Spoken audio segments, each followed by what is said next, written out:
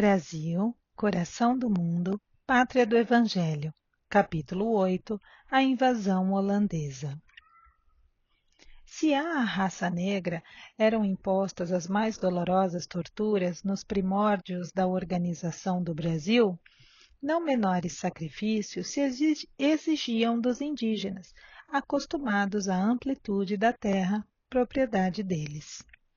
As entradas pelo sertão, com o fito de escravizar os selvagens indefesos, se realizavam naquele tempo em todos os recantos.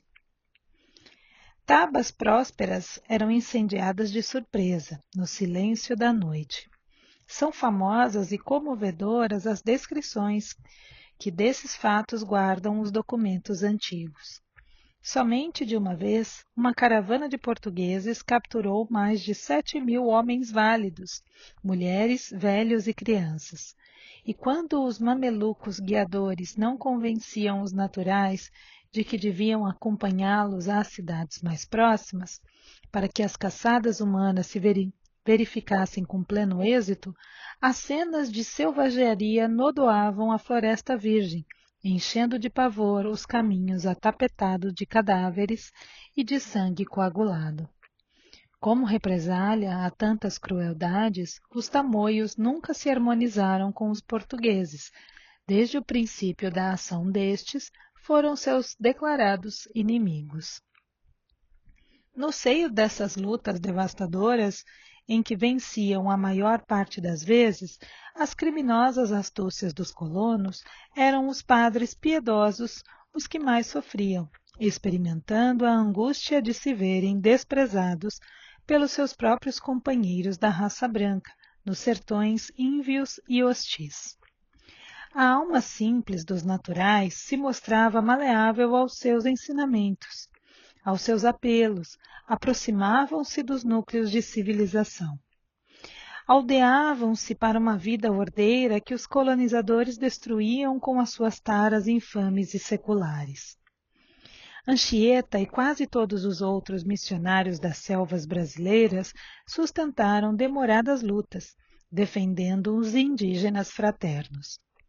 A verdade, porém, é que, embora esfalecessem os púlpitos na pregação da piedade cristã, suas vozes se perdiam na imensidade do céu, sem que seus irmãos da terra as escutassem com a ideia generosa de lhes praticar os carinhosos ensinos. Os primeiros brancos que aportaram à América do Sul, na sua generalidade, não tinham em conta a existência da lei nas extensas florestas do Novo Mundo. Os portugueses prosseguiam, incessantemente, na faina ingrata de, descer os índios. Regressando ao além, os primeiros missionários da caravana luminosa de Ismael pedem a sua colaboração misericordiosa para que semelhante situação se modifique. Mas o grande apóstolo de Jesus explica: irmãos, não podemos tolher a liberdade dos nossos semelhantes. Não sou indiferente a esses movimentos hediondos nos quais os índios, simples e bons, são capturados para os duros trabalhos do cativeiro. Esperemos no Senhor, cujo coração misericordioso e augusto agasalhará todos aqueles que se encontram famintos de justiça. Contudo, poderemos, com os nossos esforços, auxiliar os encarnados na compreensão das leis fraternas, avisando-lhes o coração de modo indireto quanto aos seus divinos deveres. Infelizmente, não encontramos na atualidade do planeta outro povo que substitua os portugueses na grande obra de edificação da pátria do Evangelho. Todas as demais nações, como o próprio Portugal, se encontram presas da cobiça, da inveja e da ambição. Os vícios de todas as identificam perfeitamente umas com as outras, e no povo lusitano temos de considerar a austera honradez aliada a grandes qualidades de valor e de sentimento, que o habilitam, conforme a vontade do Senhor, a povoar os vastos latifúndios que constituirão mais tarde o pouso abençoado da lição de Jesus. Colonizadores desalmados estão em todos os países dos tempos modernos, que não reconhecem outro direito a não ser o da força desumana e impiedosa. Recorrendo, pois, às possibilidades ao nosso alcance, buscaremos na Europa um príncipe liberal, trabalhador e justo, que não esteja subordinado à política romana, a fim de caracterizar a nossa ação indireta.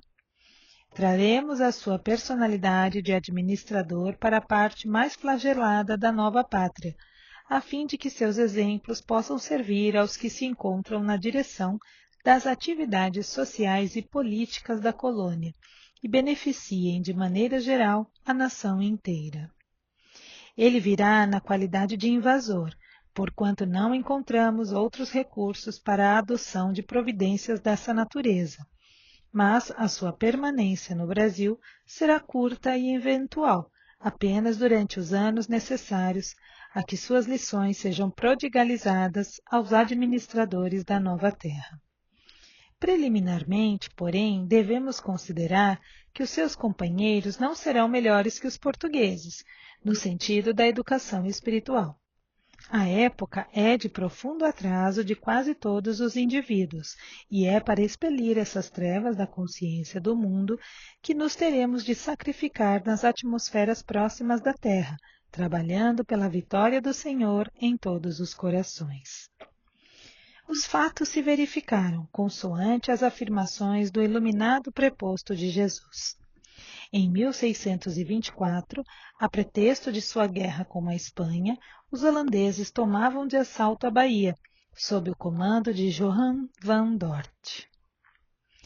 Importa notar que as cenas dolorosas e lastimáveis decorrentes da invasão não foram organizadas pelas abnegadas falanges do mundo invisível. As causas profundas desses fatos residiam no estado evolutivo da época. Os morticínios nas praças incendiadas e destruídas se verificavam todos os dias entre inevitáveis atritos das raças chamadas a povoar aqueles recantos desconhecidos. Em 1637, entrava em Pernambuco o general holandês João Maurício, príncipe de Nassau. Inumeráveis benefícios e imensos frutos produziu a sua administração no norte do Brasil, que foi sempre a zona mais sacrificada do país. O Recife se ostenta diante da Europa como uma das mais belas cidades da América do Sul. Olinda é reedificada. Uma assembleia de mecânicos, de pintores, de arquitetos e artistas acompanha o príncipe de Nassau, enchendo a sua cidade de singulares esplendores. Mas o espírito construtivo do administrador holandês não se cristaliza nas expressões materiais da sua cidade predileta.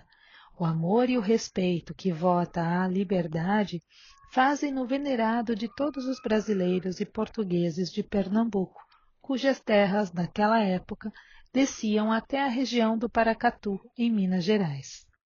Todos os escravos que procuram abrigo à sombra da sua bandeira de tolerância, ele os declara livres para sempre, e os índios encontram no seu coração o apoio de um nobre e leal amigo.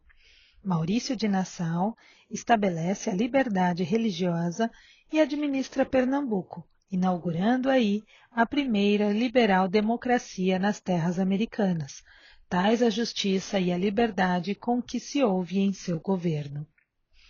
Os Albuquerques e outros elementos em evidência no norte muito aprenderam com ele para suas atividades do porvir.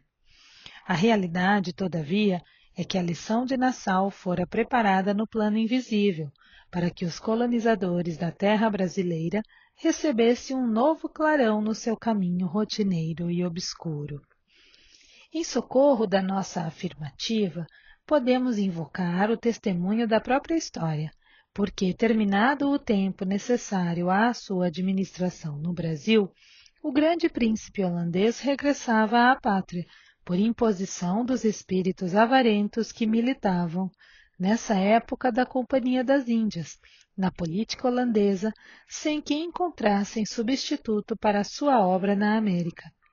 Apesar de suas frotas extraordinárias e poderosas, a Holanda retirou-se do Brasil sem a intervenção de Portugal, bastando para isso o concurso dos habitantes da colônia. Quando a questão ficou definitivamente resolvida na Corte de Haia, em 1661, os holandeses, embora a sua soberania marítima perdurasse até então, em troca dos seus imensos trabalhos no norte do Brasil e dos milhões de florins aí abandonados, apenas receberam, a título de indenização, a importância de 5 milhões de cruzados. Notas do editor. Nota número 71. Johan van Dort, 1574 a 1624, foi um nobre e militar holandês. Nota número 72. João Maurício de Nassau, 1604 a 1679, foi um militar holandês. Nota 73. Norte do Brasil. A divisão atual do país nas regiões Norte, Nordeste e Sudeste veio mais tarde. Antigamente, fazia-se referência apenas a 3 grandes regiões, que só mais tarde foram subdivididas Norte, Sul e Central. Esta abrangia as atuais Sudeste e Centro-Oeste. Nota 74. Florins. Antiga moeda de ouro de Florença, Itália.